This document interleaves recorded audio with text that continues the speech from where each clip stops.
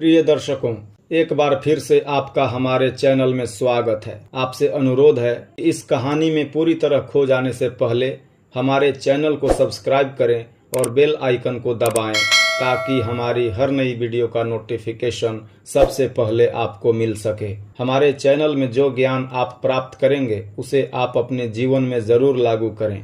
यदि आपको हमारी कहानियाँ और वीडियो पसंद आती है तो उन्हें शेयर करना न भूलें। आज की कहानी बहुत ही प्रेरणादायक है। इसमें हम जानेंगे कि क्यों भाई भाई का दुश्मन बन जाता है और ऐसा करने वाले व्यक्ति को क्या सजा मिलती है। कहानी में एक कवि और कौवे के संवाद के माध्यम से महत्वपूर्ण जीवन पाठ बताए जाएंगे। तो चलिए बिना देर किए कहानी शुरू करते हैं। एक बार की बात है, एक कवि बहुत परेशान था। उसने अपने आसपास के संसार को देखा और सोचा, आखिर क्यों भाई भाई की संपत्ति छीनने में व्यस्त हैं? क्यों भाई अपने ही भाई की पत्नी को हथियाने की कोशिश कर रहा है? यह सोचते सोचते कवि का मन विचलित हो गया और उसने सवालों के जवाब पाने का निश्चय किया। कवि कौवे के पास गया और कहा, हे कौवे, मेरा मन बहुत विचलित है।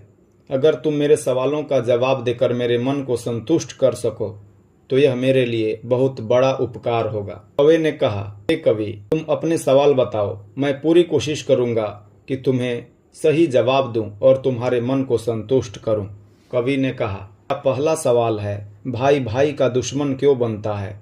और मेरा दूसरा सवाल है, वह व्यक्ति जो अपने भाई की संपत्ति छीनता है उसे कौन सी सजा मिलती है? कौवा बोला, तुम्हारे दोनों सवाल बहुत महत्वपूर्ण है।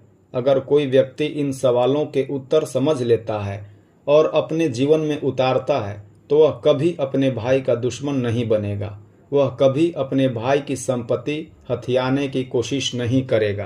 कौवे ने आगे कहा, इन सवालों का जवाब देने से पहले मैं तुम्हें एक छोटी सी कहानी सुनाना चाहता हूँ। इस कहानी को ध्यान से सुनो क्योंकि इसमें तुम्हारे सवालों के जवाब छुपे हैं। एक समय की बात है, एक नगर में एक राजा था।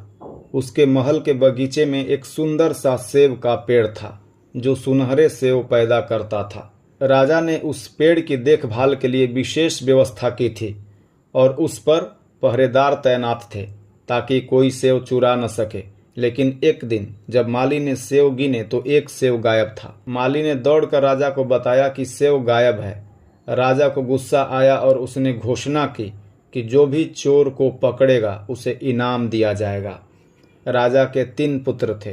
बड़े पुत्र ने कहा, पिता, मैं रात को पहरा दूंगा और चोर को पकड़ूंगा। राजा ने अपने बड़े पुत्र को अनुमति दी।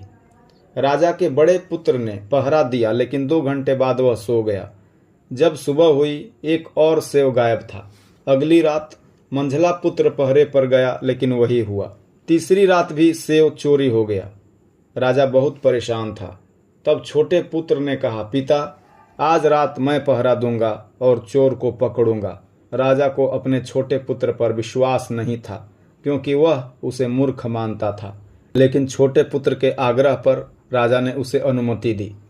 छोटे पुत्र ने रात को जागते रहने का संकल्प किया। आधी रात के समय उसने देखा कि एक सुनहरी चिड़िया आई और उसने सेब को चोंच में पकड़ा।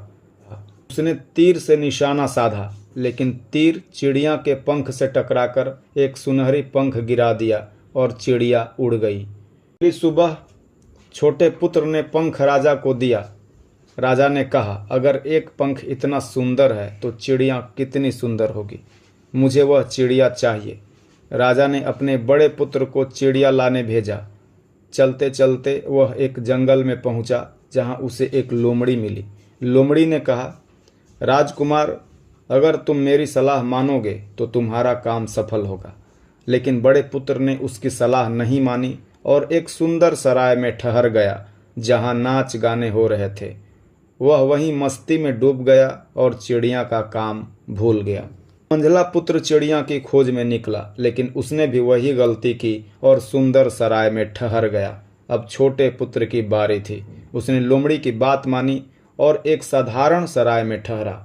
अगली सुबह लोमड़ी ने उसे एक किले में भेजा जहां चिड़िया कैद थी। लोमड़ी ने उसे चेतावनी दी थी कि वह चिड़िया को लकड़ी के पिंजरे में ही रखे, लेकिन वह लालच में आकर चिड़िया को सुनहरे पिंजरे में रखने लगा।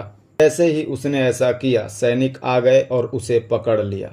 राजा ने कहा, अगर तुम मेरे लिए एक सुनहरा घोड़ा लाओगे तो मैं तुम्हें माफ कर दूंगा और चिड़ियां भी दे दूंगा। छोटे पुत्र ने फिर लोमड़ी से मदद मांगी।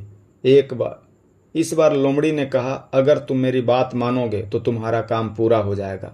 उसने राजकुमार को फिर से निर्देश दिए कि उसे घोड़े पर पुरानी काठी ही लगानी है, लेकिन फिर भी राजकुमार ने गलती से सुनहरी काठी लगाई और पकड़ा गया।